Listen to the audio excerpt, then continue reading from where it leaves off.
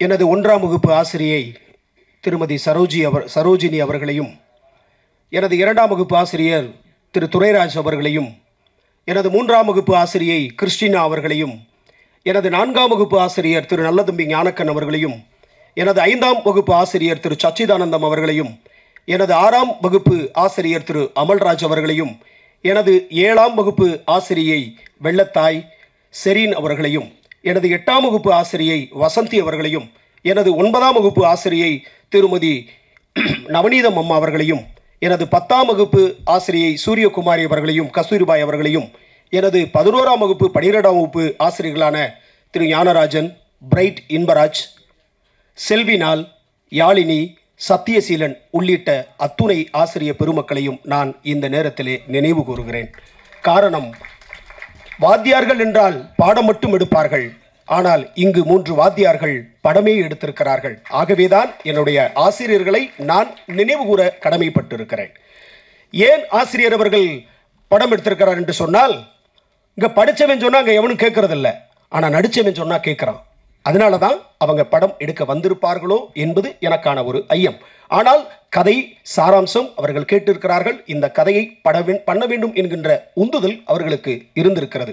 எனவே 3 தயாரிப்பாளர் அவர்களையும் நான் நெஞ்சார வாழ்த்துகிறேன். இந்த படத்திலே குழுவினரிலே எனக்கு அண்ணன் பேரரசு அவர்களை இது தவிரவும், அண்ணன் வந்திருக்கிற சிறப்பு விருந்தினர் அண்ணன் ஆர்வி உதயகுமார் அவர்களை தவிர வேறு யாருமே பரிச்சயம் இல்லை. ஆனால் சிம்யாநகர் டீ கடையிலே நான் டீ சாப்பிட்டு கொண்டிருந்த பொழுது இயக்குனர் பாரதி சிவலிங்கம் அவர்கள் என்னை சந்திக்கிறார். என்னை வந்து கேட்குறாரு, நீங்கள் நடிகர் அப்படின்னு கேட்டார். இல்லைங்க, நான் பேசிக்கலி டைரக்ஷன் டிபார்ட்மெண்ட் அப்படின்னேன். இல்லை, நாங்கள் ஒரு படம் பண்ணுறோம், அந்த படம் வந்து ஒரு ஷெட்யூல் முடிஞ்சிருச்சு, இன்னொரு ஷெட்யூல் வந்து இங்கே மெட்ராஸில் ஃபேக்ட்ரியில் எடுக்க போகிறோம் அப்படின்னு சொல்லும் பொழுது, சரிங்கன்னு சொல்லிட்டு நம்மளும் அசிஸ்டன்ட் டைரக்டராக 3 ஷார்ட் ஃபிலிம் பண்ணியிருக்கோம். அண்ணன் ஆர்வி உதயகுமார் கையிலலாம் நான் அவார்டு வாங்கியிருக்கேன் கோயம்புத்தூரில்.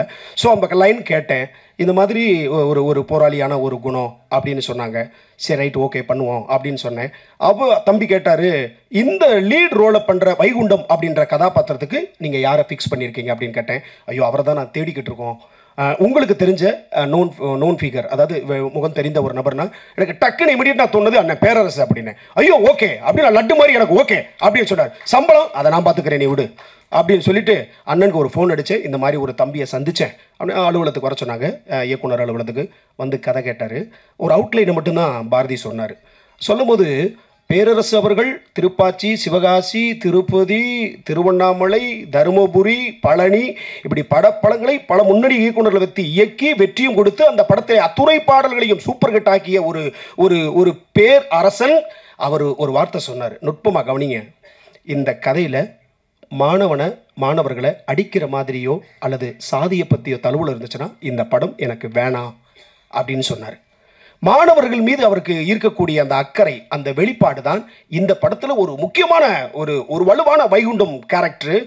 இனிமேல் அவர் வந்து படம் இயக்குறாரோ இல்லையோ, ஆனால் நிச்சயமாக பல படங்களில் நடிப்பார். அவருக்கு நான் தான் மேனேஜரு, எனக்கு என்ன பெர்சன்டேஜ் வரணுமோ அதை அவர் எனக்கு அப்படி கொடுத்துடணும். ஏன்னா அது வந்து தொழில் வேற, நட்பு வேற. அண்ணா அதெல்லாம் இல்லை வரும் சரிங்க, நான் பார்த்துக்கிறேன். இந்த மாதிரி இந்த கதைக்குள்ளே அப்படித்தான் நான் வந்தேன். அதே மாதிரி தான் இயக்குனர் பேரரசனை வந்தார். நிறைய விஷயங்களை மாற்றி கொடுத்தாரு, நிறைய ஷார்ட்ஸ் சொன்னார், நிறைய டைலாக் சேஞ்ச் பண்ணார்.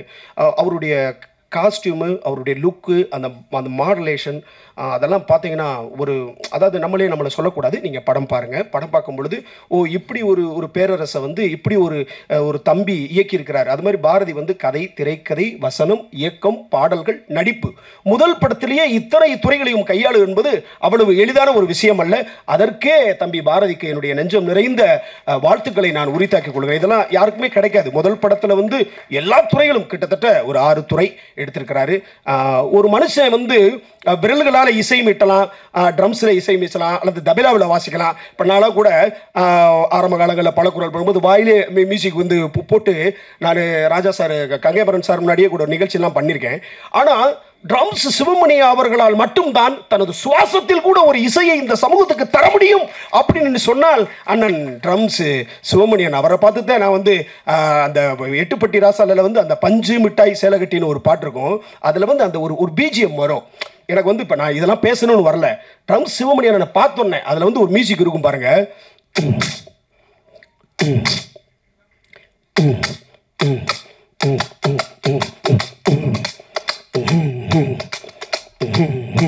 பஞ்சு மிட்டாய் சேலை கட்டி அப்படி வரும்.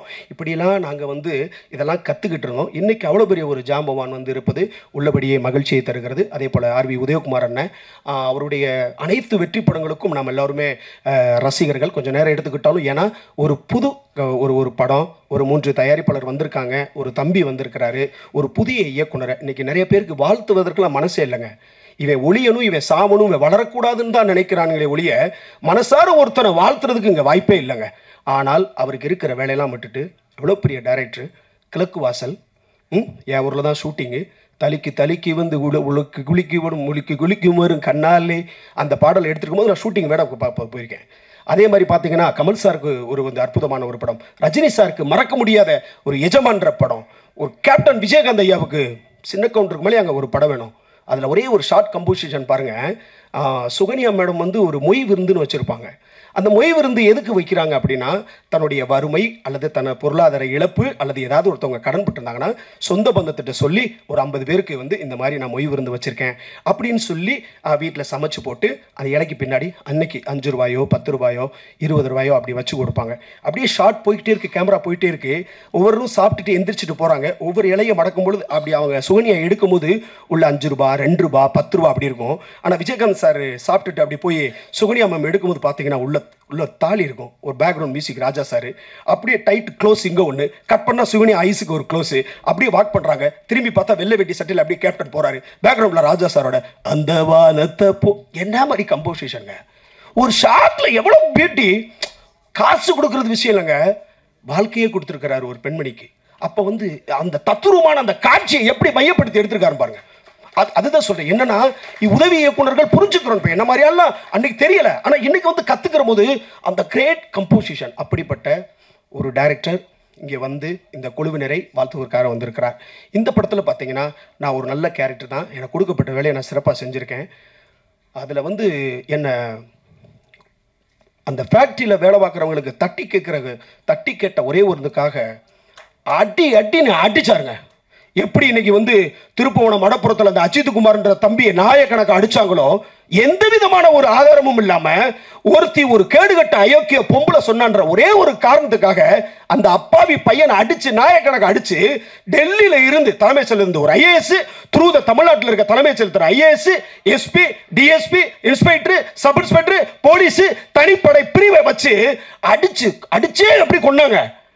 அதே மாதிரி என்னை அடிச்சே கொண்டாருங்க இந்த பேரரசுன்ற வைகுண்ட. ஒரு நியாயத்தை கேட்டேன், ஒரு நியாயத்தை என் ஃபேக்டரியில் இப்படி வேலை பார்க்குறேன்னு. அப்படி அந்த தம்பி அஜித் குமாருக்கு அங்கே நீதி கிடைக்கல, இந்த அரசுல நீதி கிடைக்கவும் கிடைக்காது. ஆனால் பேரரசுக்கு இந்த படத்தில் நீதி கிடைச்சிச்சு, தண்டனை கொடுத்தாரு டைரக்டர் பாரதி சிவலிங்கம். இது ஒரு வழியை சொல்ற ஒரு படம், ஒரு வழி மிகுந்த ஒரு படங்க. நீங்கள் அசால்ட்டா இந்த படத்தை பார்த்துட்டு ரிவ்யூ பண்ணிட்டு படம் உட்காந்து ஓடிடுறீங்க. இதுக்கு பின்னாடி எவ்வளோ பெரிய வழி இருக்குது தெரியுமா? இந்த ப்ளூ சட்டை மாறன நான் பல தடவை சொல்லியிருக்கேன். அதாவது நல்லா சிரிக்கிறதுக்கு சொல்லலைங்க, ஒரு 2 கோடி ரூபா ஒரு 3 கோடி ரூபா போட்டு ஒருத்தவங்க படம் எடுக்கிறாங்க. அசிஸ்டன்ட் டைரக்டருங்க 10-15 வருஷமாக கஷ்டப்பட்டு தன் பொண்டாட்டி புள்ளியில் விட்டுட்டு பசி பட்டினி கொடுமையில் ஒரு கதையை தயார் பண்ணி ஒரு தயாரிப்பாளர் கிடைச்சிட மாட்டாங்களா, என்னோட வாழ்க்கை மாறிடாதான் நினச்சிக்கிட்டு இருப்பான். அப்படியே ஒரு ப்ரொடியூசரை பிடிச்சி ஒரு படத்தை பண்ணி கொண்டு வந்தா 3 நிமிஷத்தில் சோழியை முடிச்சு போடுறாங்க. அந்த 3 நிமிஷம் தான். அதில் மாடுலேஷனே பாருங்க எப்படின்னா, இப்போ பார்த்தோம்னா இன்னைக்கு பார்க்க போகிற படம் ஒரு படம் எழுத்துல இருந்து கடைசி வரைக்கும் வெட்டுறியான் குத்துறியான், ஏன் குத்துறியான், எதுக்கு குத்துறியான், எதுக்குனே தெரியல. இந்த டைரக்டர் போகிறான் மஞ்சள் பை தூக்கிட்டு படம் இருக்கணும்னு வந்துடுறான். இந்த அஜித்தை பார்த்தீங்கன்னா இவர் வந்து மூஞ்சி சொதன்னு இருக்கு, சப்பாத்தி மாவு வச்சுக்கிட்டு இவரெல்லாம் ஆடுறாருன்னு சொல்லி உருவ கேளிகளை செய்கிறீங்க, ஒரு படத்தை வீணடிக்கிறீங்க, அந்த படத்தினுடைய உழைப்பை கெடுக்கிறீங்க, ஒரு புது இயக்குனரை கொல்றீங்க, ஒரு தயாரிப்பாளரை கொல்றீங்க. இது மாதிரி நிறைய விஷயங்கள். ஏன் நான் சொல்றேன்னா, இது சின்ன படம் தாங்க, ஆனால் நல்ல கதை. நீங்கள் பத்திரிகையாளர் நண்பர்கள் நிறைய சகோதரர்கள் எனக்கு இருக்கீங்க, நண்பர்கள் இருக்கீங்க. இந்த படத்தை நல்லபடியாக எழுதுங்க. இந்த படம் உயிர் பெறும் பொழுது இன்னொரு படைப்பு உயிராகிறது. இன்னொரு படைப்பு வரும்போது இன்னொரு பேருக்கு இயக்குனர் வேலை செய்வதற்கான ஒரு வாய்ப்பு கொடுக்கிறார். அதே மாதிரி நடிகர் நடிகை கொச்சமாக பேசுவது, அந்த நடிகை அவ கூட படுத்தா, இந்த நடிகை இவ கூட படுத்த கேடுகட்ட பைல்வான் ரங்கநாதன் மாதிரி வாழ்க்கையை தொலைச்சிடாதீங்க. இன்னைக்கு அசால்ட்டா ஒரு வார்த்தையை சொல்லிட்டு போயிடுவாங்க இந்த நடிகை அவர் கூட அப்படின்னு. ஆனால் இன்னைக்கு உளவியல் சிக்கல் என்னன்னா, இன்னைக்கு அந்த நடிகை வந்து இன்னைக்கு ஒரு திருமணம் முடிச்சு அவங்களுக்கு 2 பிள்ளைங்க இருக்கலாம். இன்னைக்கு யூடியூப்ல அதை கேட்கும் பொழுது அந்த பிள்ளைக்கு உளவியல் ரீதியாக எவ்வளோ பாதிப்பு இருக்கும். அந்த வீட்டில் பேரண்ட்ஸ் நம்ம அம்மா அப்படியா நம்ம அப்பா அப்படி ஆகும்போது இந்த சிக்கலே தெரியாம இந்த போலீஸ்காரங்களாலே பொறிக்காதான் இருப்பாங்க போல. அது மாதிரி தான் இந்த பயில்வான் ரங்கநாதனும். ஏன் அப்படின்னா இது என்னுடைய கடமை, நீ எனக்கு வாய்ப்பு கொடுக்காம போ, எனக்கு அதெல்லாம் தேவையில்லை. ஆனால் சினிமா இயக்குநர்களுக்கும் நடிகர்களுக்கும் ஒரு பிரச்சனைனா நான் முதலால குரல் கொடுப்பாங்க. அப்படித்தாங்க ஸ்ரீகாந்துக்கு இன்னைக்கு பிடியில் எடுத்திருக்கேன்.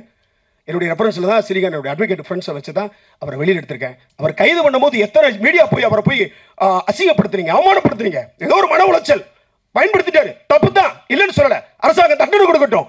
ஆனால் மீடியா பீப்புளுக்கு கொஞ்சமாவது, நான் ஒரு சில மீடியாக்களை தான் சொல்கிறேன், ஒரு அறம் வேணாமா? இப்போ அவர் பிணையில் ஆயிட்டாரு, ஆனால் வெளியில் வரல. ஸோ இந்த மாதிரி நிறைய பிரச்சனைகள் இந்த மீடியா நண்பர்கள் எடுத்துகிட்டு போங்க. லேட்டஸ்ட்டாக கூட இதை ஒன்று மட்டும் சொல்லி முடிச்சிடுறேன். இந்த ஃபீனிக்ஸ்னு ஒரு படம், தம்பி விஜய் சேதுபதியோட சூர்யா சேதுபதி, அவனை என்ன மாதிரி ட்ரோல் பண்ணி அவமானப்படுத்தி அசிங்கப்படுத்தி, இது உங்களுக்கு தெரியாதுங்க. நீங்கள் சொல்லிட்டு நீங்கள் ஒரு வியூவர்ஸ் கிடைக்கிறதுக்காக போயிடுவீங்க. அது உளவியல் ரீதியாக மிகப்பெரிய பாதிப்பு. அவன் பப்ளிகாம் போட்டான், ஒரு ஆட்டிடியூட்டை காட்டிட்டாப்புல தம்பி, அவன் மனசார சாரி கட்டுட்டான். அவங்க அப்போ விஜய் சேதுபதி சாரி கட்டுட்டான். இதுக்கு மேலே அவனை ட்ரோல் பண்ணி ஓட்டி தேங்க்ஸ் மீட்டிங்கில் இதே மேடையில் நான் உங்களை அடுத்த படத்தில் சந்திக்கிறேன் அப்படின்னு சொல்லிட்டு மனம் இறங்கி போகிறான். ஒரு வார்த்தை கொல்லுங்க, ஒரு வார்த்தை வெல்லுங்க. அடுத்தவனுடைய உணர்வுகளையும் அடுத்தவனுடைய வழியையும் அடுத்தவனுடைய கண்ணீரையும் வைத்து நீங்க யூடியூப்ஸ்ல சம்பாதிக்கிறீங்கன்னா, அதை சாப்பிட்றீங்கன்னா, அந்த காசு மலத்துக்கு சமங்க, பிழந்துண்ணும் கழுகுகள் அல்ல. நிறைய யூடியூபர் நண்பர்கள் அறத்தோடு இருக்காங்க, நல்ல ரிவ்யூஸ் கொடுக்குறாங்க, நல்ல பதில்கள் கொடுக்குறாங்க. ஒரு படம் ஓடட்டுமே. ஆர்கே செல்வமணி அண்ணன் ஒரு மேடையில் சொன்னாங்க, வெள்ளி சனி ஞாயிறு 3 நாள் படத்தை பற்றி குறைய எழுதாதீங்கன்னு. பல பேரோட உழைப்பு இருக்குங்க. ஒரு 2 கோடினா கூட அதுக்கு என்ன வட்டியாச்சு? அதை நீங்கள் உணர்ந்து கொள்ளுங்கள். பத்திரிகையாளர் நண்பர்கள், நீங்கள் கொஞ்சம் அறத்தோடு செயல்படுங்க. நிறைய பிரச்சனைகள் இந்த நாட்டில் போயிட்டுருக்கு. குறிப்பாக தமிழ் சினிமாவில் நீங்கள் ஆரோக்கியமாக இந்த சினிமா இருக்கணும்னா உங்களை போன்ற பத்திரிகை நண்பர்கள் இதை ஆரோக்கியமான முறையில் எடுத்துகிட்டு போங்க. தம்பி பாரதி சிவலிங்கம் கஷ்டப்பட்டு ஒரு அற்புதமான ஒரு படைப்பை கொடுத்துருக்கிறாரு. இந்த படம் நிச்சயம் தப்பு பண்ணாது. Empowerment is a powerful tool of politics and human society and human life. இதுதான் கதையோட சூட்சமோ. படம் பார்க்கும்போது உங்களுக்கு புரியும். மறுபடியும் அண்ணன் பேரரசு அவர்களுக்கு என் மனமார்ந்த வாழ்த்துக்கள். Cameraman, editor, music director Ilaiya sir, எல்லாருக்குமே, குறிப்பாக வந்திருக்கிற உங்கள் அனைவருக்கும் பத்திரிகையாளர் நண்பர்களுக்கும் நன்றி பாராட்டி இந்த படத்தை இன்னைக்கு சோசியல் மீடியாவில் நீங்கள் எடுத்துகிட்டு போங்க. ஒரு நல்ல கதையை கொடுத்துருக்கோம். பிடிச்சிச்சு எழுதுங்க. குறை இருக்கா, குறையை நாகரிகமாக சொல்லுங்கள். நிறை இருந்தால் சொல்லுங்கள். உருவக்கேலி அவன் இவனு யாரையும் அசிங்கப்படுத்தாங்க. உங்கள்கிட்ட ப்ராடக்டை நாங்கள் கொண்டு வந்துட்டோம், நீங்கள் என்ன வேணாலும் சொல்லுங்கள். ஆனால் ஒருமையிலேயோ அடுத்தவனுடைய உணர்வுகளை காயப்படுத்துகிற மாதிரி தயவு செய்து எழுதாங்க. படம் பிடிக்கலையா, பிடிக்கல, பிடிச்சிருக்கா, பிடிக்கல, கேமரா பிடிக்கல, நல்லா இல்லைன்னு சொல்லிட்டு போங்க. நாங்கள் பிழைகள் இருந்தால் திருத்திக் கொள்கிறோம். ஏன்னா தம்பி பாரதி வளர்ந்து வரக்கூடிய தம்பி, இன்னும் நிறைய சாதிக்க வேண்டும், நாங்களும் நிறைய சாதிக்க வேண்டும். மேடையில் இருக்கக்கூடிய அத்துணை கலைஞர்களும் அதை நோக்கித்தான் இருக்கிறோம். இந்த விழாவை சிறப்பான முறையில் அமைத்து கொடுத்த பத்திரிகையாளர் மனவை பூவன் அன்பு சகோதரர் அவர்களுக்கும், மேடையில் வீற்றிருக்கிற உங்கள் அனைவருக்கும், பத்திரிகையாளருக்கும் பார்வையாளருக்கும் உங்கள் கால் மலர்களில் என் கண் மலர்களை வைத்து நன்றி பாராட்டி விடைபெறுகிறேன். நன்றி, வணக்கம்.